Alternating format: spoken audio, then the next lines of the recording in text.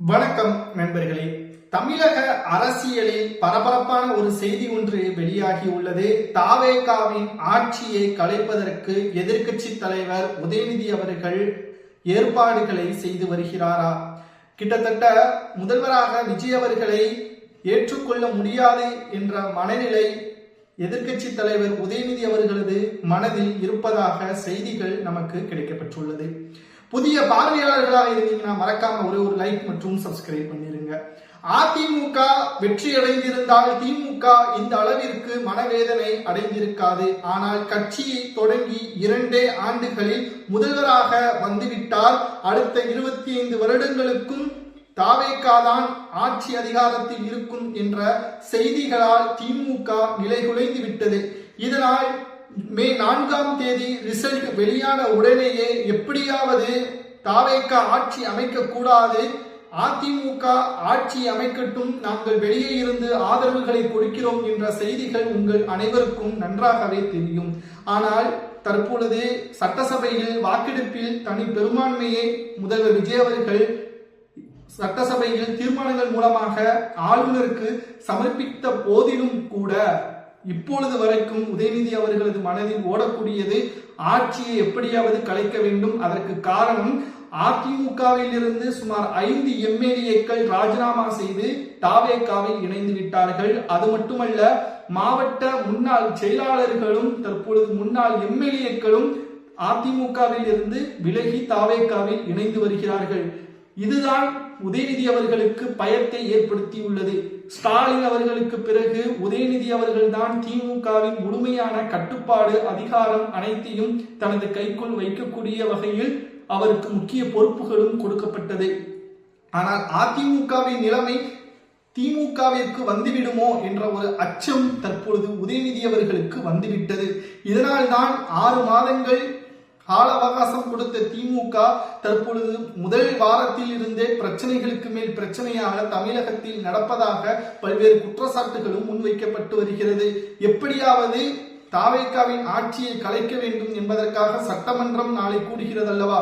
அதில் எப்படியாவது திமுக தனது எதிர்நிலையை வெளிக்கொண்டு வர வேண்டும், தாவேகாவின் ஆட்சியை விமர்சனம் செய்ய வேண்டும் என்பதற்கான அனைத்து ரிப்போர்ட்டுகளையும் தயார் செய்து வைத்தது.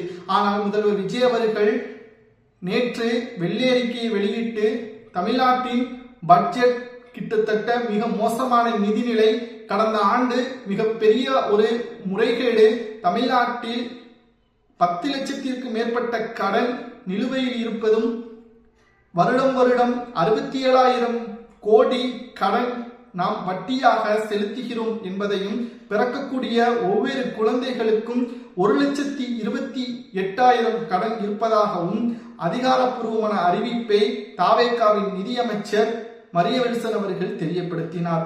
இது மட்டுமா? அதிமுகவின் ஆட்சியை விட தாவேகா மிக சிறப்பான ஆட்சியை கொண்டு வர விரும்புகிறது என்றால் திமுக ஒட்டுமொத்த 50 ஆண்டுகால ஆட்சியை விட 5 ஆண்டுகளில் 6 லட்சம் வரைக்கும் கடன் பெற்றுள்ளது. 6 லட்சம் கோடி என்பதை மறந்துவிடக் கூடாது. இது எதற்காக தேர்தல் நடைபெற்று முடிந்த நிலையில் எதற்காக அன்றைக்கு வெளியிடாமல் சட்டசபை கூட்டத்தொடர் முடிவுகள் தற்பொழுது நாளை அறிவிக்கப்படும் என்று தெரிவிக்கப்பட்ட 2வது நாள் வெளியிடப்பட்டிருக்கிறது என்றால், நீங்கள் சட்டசபையில் எங்களை கேள்வி கேட்பதற்கு முன்பாக உங்களது ஆட்சியில் என்ன நடந்தது என்பதை மக்கள் தெரிந்து கொள்ள வேண்டும் என்பதற்காக மட்டுமே தற்பொழுது முதல்வர் விஜய் அவர்கள் தமிழ்நாட்டின் வெள்ளை அறிக்கையை இதன் மூலம் வெளியிட்டுள்ளது.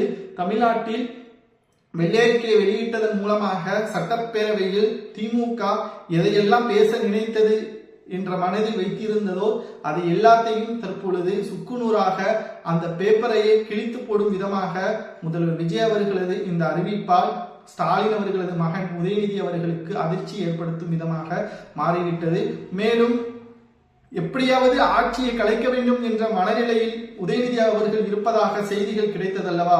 அதற்கு நேர் எதிர்மாறாக முஸ்லிம் லீக், கம்யூனிஸ்ட், பிசிக, காங்கிரஸ் முழுமையாக தாவேகாவிற்கு ஆதரவுகளை கொடுத்து அமைச்சரவையில் இடதுசாரிகளை தவிர இடம்பெற்று விட்டார்கள். இது மேலும் திமுகவிற்கு சிக்கல். தற்பொழுது நடைபெறக்கூடிய 6 சட்டமன்ற இடைத்தேர்தலில் குறைந்தது 2வதிலாவது தாவேகா தோல்வியை தழுவி திமுக அதை கைப்பற்ற வேண்டும். அதிகபட்சம் 4வது திமுக வெல்ல வேண்டும். மக்கள் இன்ஸ்டாகிராம் மூலமாகத்தான் தாவேக ஆட்சி அமைத்தது கூறினார்கள் அல்லவா? தற்பொழுது அதை சரிகட்ட வேண்டும் என்றால் இந்த 6 சட்டமன்ற இடைத்தேர்தலில் முழுமையான கவனத்தை செலுத்தி ஆட்சியை கைப்பற்றினால் மட்டும்தான் முழுமையான மக்களின் ஆதரவு திமுகவிற்கு இருக்கும். இல்லை என்றால் அடுத்து வரக்கூடிய அனைத்து தேர்தல்களிலும் திமுக தோல்வியை தழுவும். மாஜி அமைச்சர்கள், அதிமுகவில் இருந்து வந்தவர்கள், அடுத்த 25 ஆண்டுகள் தாவேகாவின் ஆட்சி என்பது உறுதியாக மக்கள் மனதில் ஆழமாக பதியும். இதை நடைபெறாமல் இருப்பதற்குத்தான் உதயநிதி அவர்கள் மாவட்ட செயலாளர்களை அழைத்து தமிழ்நாட்டில் கிட்டத்தட்ட 234 தொகுதிகளில் எந்த பிரச்சனை நடந்தாலும் அந்த இடத்தில் முதல் ஆளாக அதை சரி செய்யக்கூடிய நபராக திமுக இருக்க வேண்டும், திமுகவின் நபர் இருக்க வேண்டும் என்பதை அறிவாலயத்தில் ரகசிய ஆலோசனையும் நடத்தியுள்ளார். தற்பொழுது தாவேகாவின் ஆட்சியை உதயநிதி அவர்கள் நினைத்தது போல் கலைக்க முடியாது.